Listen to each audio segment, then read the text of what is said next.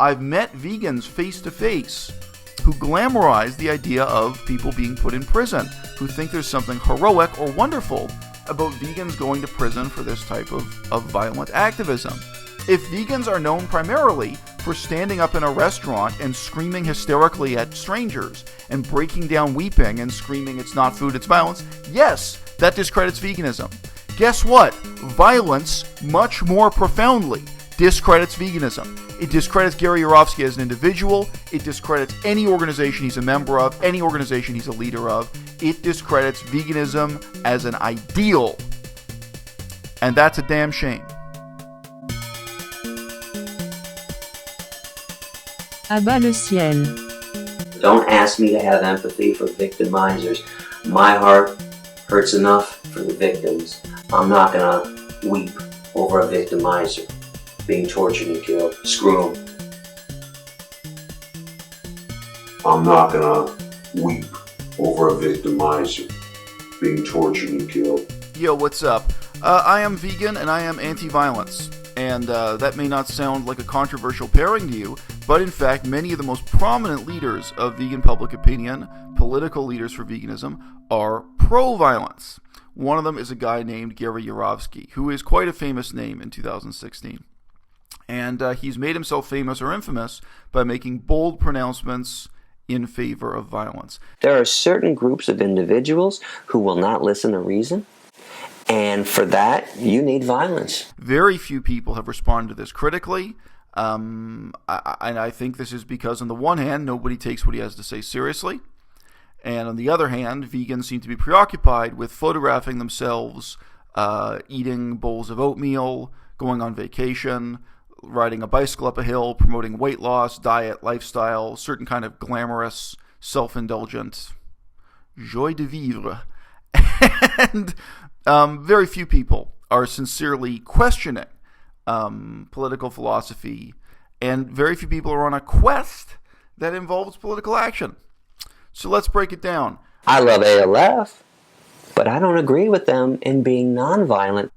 The most interesting thing that Yourofsky has to say is actually when he contrasts himself to the Animal Liberation Front, the ALF. There are at least 20 videos on this channel that mention my own anti-violence position and the fact that I'm completely against this movement becoming violent, promoting violence or associated with violence. I've reflected on that from different angles in different videos, but it has come up at least 20 times.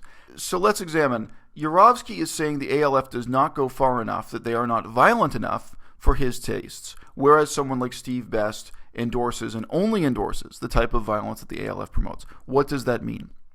The ALF basically promotes breaking and entering.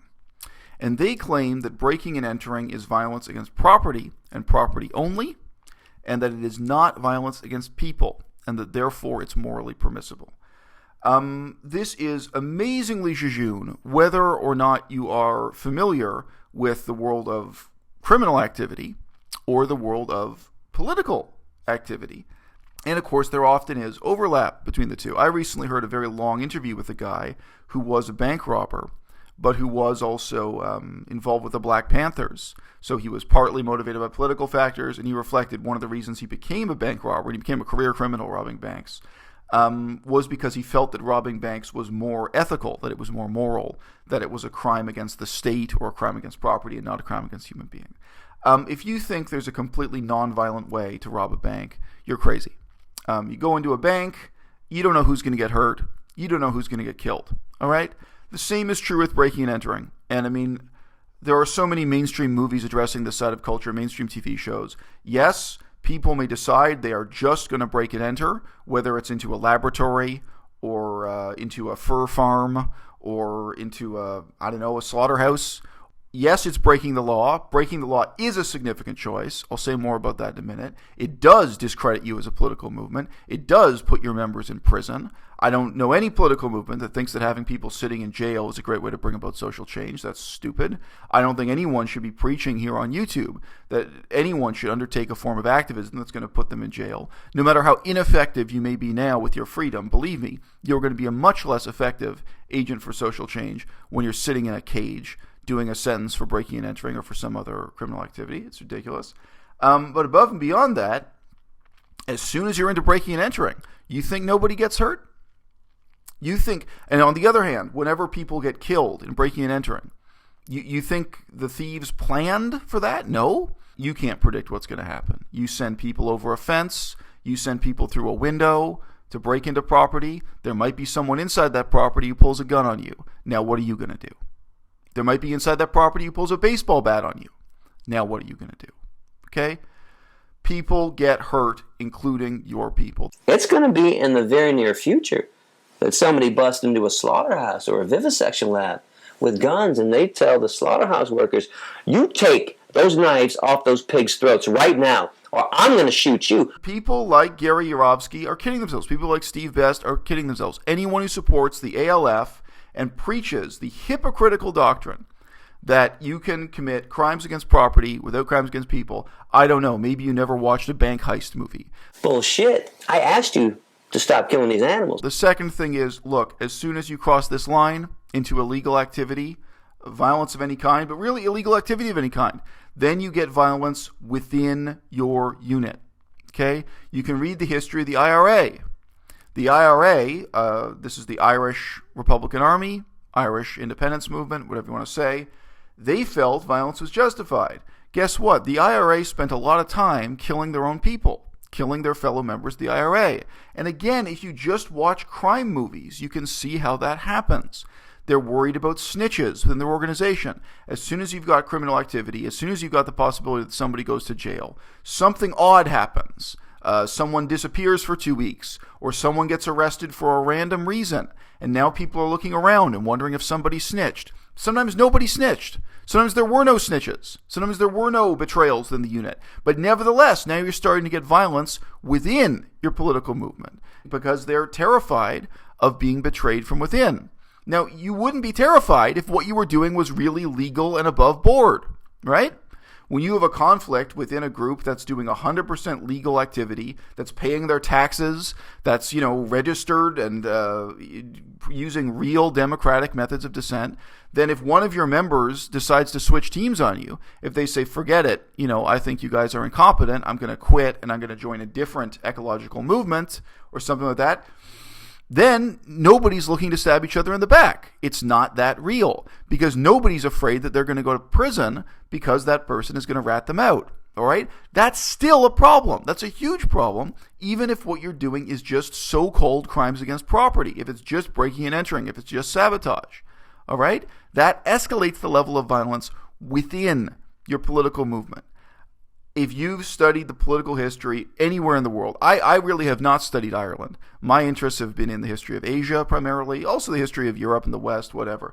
But I mean, there was a famous case of a double agent who was codenamed Steak Knife within the IRA, and he killed and murdered people on both sides, and the IRA completely trusted him because he engaged in torture and murder on behalf of the IRA, and in reality he was a snitch, he was a double agent working for the British government, and he was getting people from the IRA side killed and murdered, and he was sharing information with the British government, etc. Let's put it this way. The vegans who are pro-violence look at someone like me who is anti-violence, and they think I'm naive. They think I'm jejune. Okay? I look at you, Gary Yourofsky. I look at you guys who are pro-violence. I think you guys are naive. I think you're jejune. I'm not going to weep over a victimizer being tortured and killed. Screw them. I think you don't know what kind of hell it is for people to be inside a political organization like the IRA, afraid they're going to get killed, afraid their wife and kids are going to get killed, sometimes over a rumor that started that could finger them for being a snitch or a turncoat or for any other crazy, hysterical reason. Okay? History of communist movements is like that to an extreme, where communists spent more time killing other communists than they did killing their enemies. All right? And veganism, we do have some susceptibility to tend towards those extremes because we're already a movement that's interested in ideological purity, that's interested in, purging its ranks of people who somehow step off the dotted line that defines, adherence to the movement. So yeah, it's scary, there are problems, and introducing overt use of violence into veganism is only going to make it worse, even if you have this ridiculous excuse of talking about violence against property as opposed to violence against people. It don't work. And look, there are some cutesy poo vegans here on YouTube. I'm not going to name you. There are some cutesy-poo vegans here on YouTube who front on the ALF, who say they're pro-violence against property, who say they're pro-violence in general. And I don't think they've thought any of this stuff through. I don't think they've studied any of the chapters of history, and they don't know the series of steps that do lead to murder, pure and simple. We're the defenders. You might want to call it violence, but hey, you're bringing it on yourself. Gary Yourofsky, coming back to his own argument, again, now the rest of this I don't think is that interesting. I don't think it's even worth refuting. So much of what he has to say is just ridiculous, and the majority of vegans, I feel confident, will basically scoff at it and regard this guy as a lunatic. Nevertheless, it falls onto my shoulders to critique this. One of Yourofsky's phrases is that he says people who will not listen to reason must be treated with violence, that they should be made to feel fear, that they should be made afraid because they will not listen to reason. What does that really mean? It means that people who don't agree with you should be threatened or forced or killed. That's really what he's endorsing. There are certain groups of individuals who will not listen to reason, and for that, you need violence. Because what he means by not listen to reason is anyone who disagrees with him. All right? Now, Yourofsky describes himself as an anti-fascist, but I've got to tell you, that is the core of fascism. That is the core of totalitarianism. As soon as you have a political ideology that says anyone who disagrees with us will get killed, anyone who disagrees with us will get forced to comply, that is totalitarianism in principle. Okay? So Yourofsky describes himself as an anti-Nazi. In fact, he has taken the crucial step to making himself equivalent to the Nazis in the most important way. And look, I actually have a tremendously tolerant attitude towards people who won't listen to reason. And that's why I keep using the example on this YouTube channel of the public quest to eliminate cigarette smoking. Okay? People who smoke tobacco won't listen to reason. I've got compassion for them. I don't want to threaten them. I don't want to kill them. I don't want the government to use violence. I don't even want people who smoke cigarettes to be put in prison. I don't really think it'll be effective. But, I mean, it's a question. So it's a known fact. Any rational person can look at the facts and say, hey, we should all quit smoking. Nobody should smoke tobacco. Nobody should smoke cigars. Cigars are celebrated as a sign of wealth and an indulgence. Okay, that's not rational. Now, what are we going to do as a society to achieve that? Okay? And in the case of tobacco, the majority of people recognize that it's bad. The majority of people recognize that we should phase it out. Right? And that's not remotely the case with veganism and meat. We're a tiny minority of people recognize that this is bad and should be phased out. But still, with tobacco, even when the majority of people realize it, there's a really difficult to negotiate democratic process, step by step and phase by phase of making that cultural transition. And I don't believe violence is going to help. And there are people whose parents have died due to lung cancer or whatever, their husband or wife died due to lung cancer. There are people who are deeply aggrieved by the harm that tobacco has done in society. And if you ask them, do they want to get on this kind of violent train that Gary Yourofsky is endorsing, if they want to use violence to bring about that social change, I think the vast majority of them would say no. And, you know, the other tragedy is the vast majority of smokers today, even if they continue smoking, recognize that smoking is a bad thing. They may want to stop, or even if they don't really want to stop, they recognize this is something bad, but they accept that they're doing it even though it's bad and it's wrong. We are a long, long way from achieving that level of social consciousness in relation to meat, milk, and eggs.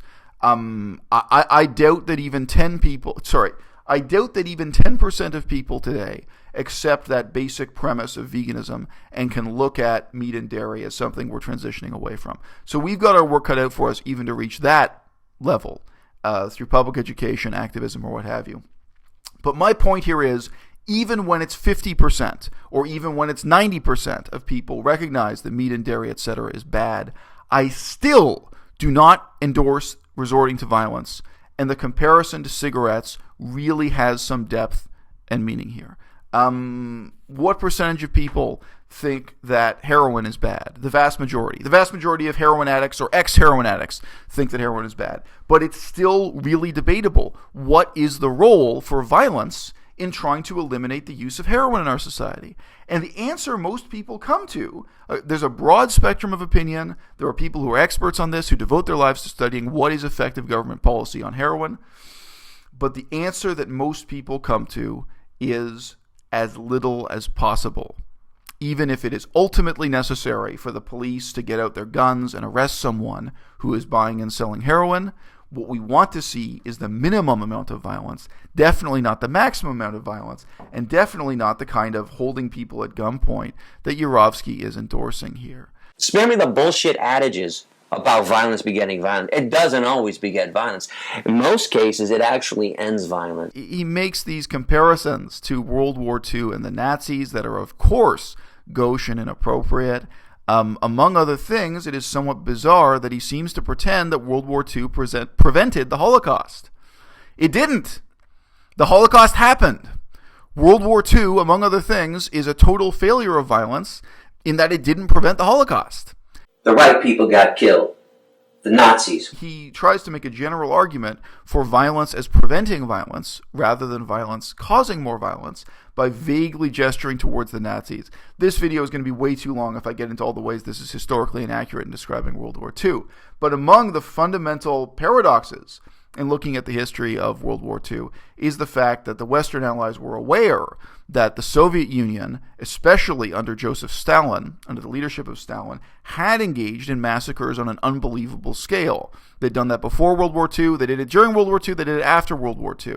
Although Hitler killed communists, Stalin, in his purges, murdered far more communists than Hitler did. Stalin did engage in anti-Semitic purges. He killed huge numbers of Jews. And at the time of his death, the plans were in place. There was actually going to be another Holocaust. He was going to carry out anti-Semitic purges on an enormous scale within the Soviet Union.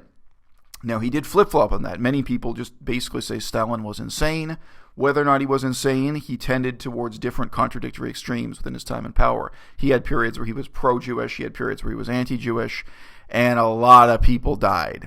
All right. So to say, as Gary Yourofsky says, that American policy in World War II or British policy in World War II did not result in more massacres is totally false. One of the tragedies of World War II, regarded as a whole, is precisely that, the Western powers were very reluctant to back up Stalin, to expand Stalin's sphere of power, his control over more territory, over more countries, or to make his rule more permanent. And that is exactly what World War II did.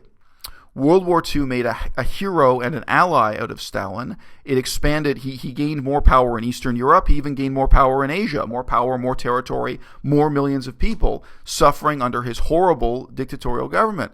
And the reason why there was a period of history called the Phony War that happened, and the reason why there was a period when Hitler and Stalin were allies, the Ribbentrop-Molotov Pact, the period when Hitler and Stalin were on the same side in World War II that everyone wants to forget about, ultimately is because the Western powers saw themselves in a situation where they would prefer to see Hitler and Stalin destroy each other than they would intervene in a way that was going to result in more massacres, in more mass murder under Soviet communism. So yes, World War II, ultimately, eventually, Hitler got defeated.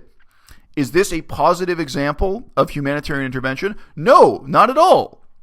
Because that intervention, among other things, totally failed to prevent the Holocaust. The Holocaust actually happened. And this whole bullshit about violence begetting violence.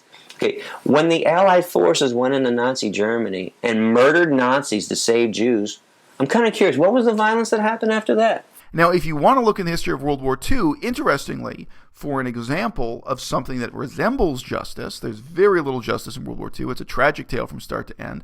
I think instead of looking at it as endorsing, bombing or, murder with guns or something, I think one of the lessons you could learn from World War II was looking at the importance of trials, of trying to give people a fair trial, I think there's an argument that there should have been more trials, but taking people who were Nazi leaders and actually bringing them to a court of law and putting them on trial. I think that is one positive aspect of World War II. And there were many Nazi leaders who did not go on trial, and that is a scandal for the history of the world. Gary Yourofsky is not endorsing trials. He's not saying people who've committed crimes against animals should go to court and get a fair trial. That might be a reasonable conclusion to draw from World War II is, hey, you know what? People who do terrible, immoral things should have a fair trial and then should face punishment, some kind of prison time. That would be a wonderful lesson to draw from World War II. Instead, Gary Yourofsky is endorsing thug violence. He's talking about people at random breaking into buildings and holding people at gunpoint. It's going to be in the very near future that somebody busts into a slaughterhouse or a vivisection lab with guns. Well, that's part of what created the Nazi system in the first place. I can't get into it here, but if you actually look at, there are descriptions from Arthur Koestler about a period of history in the early days before the Nazis took over power in Germany, where, there was this long period when the Nazis were really like a bunch of street thugs. And they would get in a car and go to a coffee shop where communists would hang out, and they'd do a drive-by shooting up the coffee shop, and then the communists would get in a car and they would go and try to get into a street fight with, knives or guns with the Nazis down at one of the Nazi bars. And, the Nazis did have a long period where they really were disorganized street thugs in this way. This was part of their rise to power. And, part of the tragedy in looking at that history is that violence doesn't prevent violence. There was a cycle. There was an upward cycle of more and more violence, starting from this low level of, as I say, basically street thugs. And there was indeed a criminal element built into the Nazi movement from early on for that reason, because those are the people they organized. That was the type of activity they have. And that defines the type of movement you have politically, the type of people who participated in it, and so on. You don't oppose violence. You just oppose who I propose to be violent for. Again, we can kill on behalf of blacks and kill on behalf of Jews and kill on behalf of children, but nobody wants to kill on behalf of chickens and cows and pigs. Again, I think those animals disagree vehemently, and so do I. To kill on behalf of chickens and cows and pigs. Again, I think those animals disagree vehemently, and so do I. Yourofsky, I think, uses a lot of phony realism in declaring things like, that's not how the world works. Okay, well, let me ask you this, in terms of how the real world works. Do you think, after making these statements, do you think Gary Yourofsky could get himself elected as mayor anywhere in the United States or anywhere in the world? Who would look at these speeches he makes and thinks, this is a rational, good person who can take on the responsibility of government, who can take on the responsibility of making decisions about the sidewalks and pollution and ecology, let alone the morality of animal exploitation of the human diet? No, he has discredited himself in a profound way. He's discredited himself even among the tiny minority of people who are already vegan. But worse, he has discredited himself among the public at large, all right? He's someone who could not be trusted to be in any position of authority. He's someone who would be laughed at if he ran for mayor, and that matters, okay?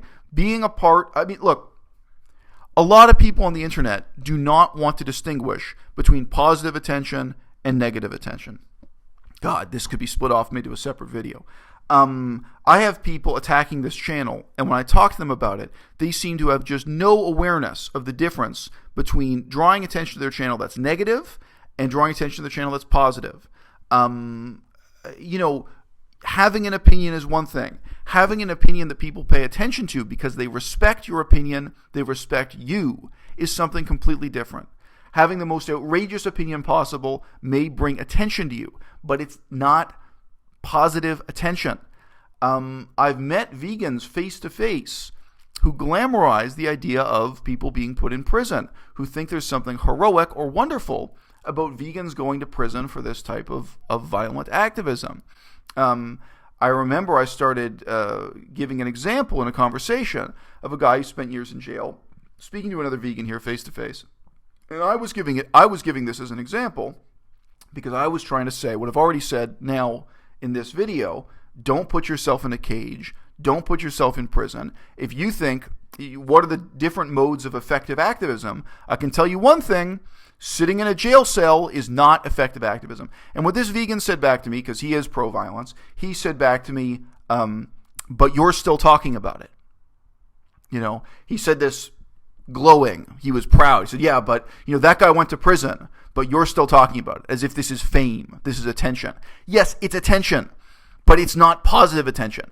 I'm talking about it, but I'm talking about it with you right now because I'm telling you not to repeat this mistake. I'm telling you not to put yourself in a cage, not to discredit yourself as an intellectual, not to discredit yourself as a political movement through violence. And I mean, on this channel, we've talked a lot about how just some of the silly forms of street protest discredit veganism, because they do. If vegans are known primarily for standing up in a restaurant and screaming hysterically at strangers and breaking down weeping and screaming it's not food, it's violence, yes, that discredits veganism. Guess what? Violence much more profoundly discredits veganism. It discredits Gary Yourofsky as an individual. It discredits any organization he's a member of, any organization he's a leader of. It discredits veganism as an ideal. And that's a damn shame.